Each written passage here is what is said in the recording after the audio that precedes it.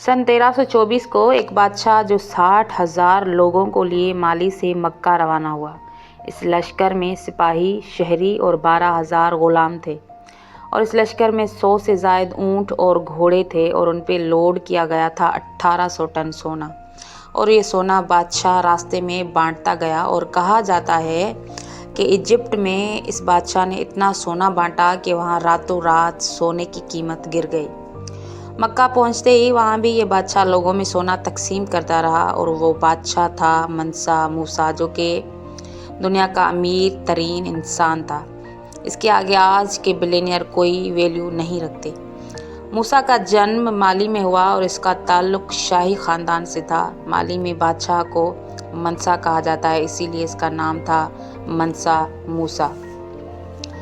माली पे हुकूमत थी मंसा के भाई अबू बकर की, जिसे हमेशा अटलांटिक ओशन के पार जाने का शौक़ हुआ करता था और उसने एक दिन अपने ग़ुलामों को 200 कश्तियों में ढेर सारा खाना देके समंदर के उस पार भेजा, लेकिन कई महीनों के बाद वहाँ से कोई कश्ती वापस नहीं लौटी। फिर एक दिन अचानक एक कश्ती आती दिखी और जब उस कश्ती पे सवार लौटे हुए आदमी से पूछा गया कि बाकी कश्तियाँ कहाँ हैं, उनके साथ क्या हुआ, तो उसने बताया कि बहुत बड़ा समंदरी तूफ़ान आया जिसमें बाकी सब कश्तियाँ डूब गईं और कैसे भी करके बड़ी मुश्किल से वो वापस लौटा है। ये सुन के अबू बकर बोला, मैं जाऊँगा उस पार, और वो 3000 कश्तियाँ लिए समंदर में गया, लेकिन आज तक वो वापस नहीं लौटा।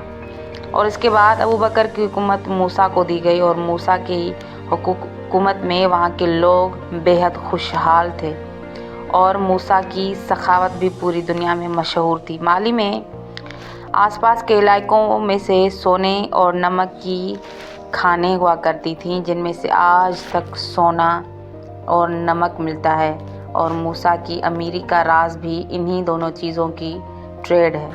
लेकिन आज ये मुल्क गरीब मुल्कों की लिस्ट में 6ठे नंबर पे आता है, क्योंकि कहा जाता है कि मंसा मूसा के बाद उसके बेटे ने हुकूमत को ठीक से नहीं संभाला, जिसकी वजह से ये मुल्क आज गरीब तरीन मुल्कों की लिस्ट में आता है।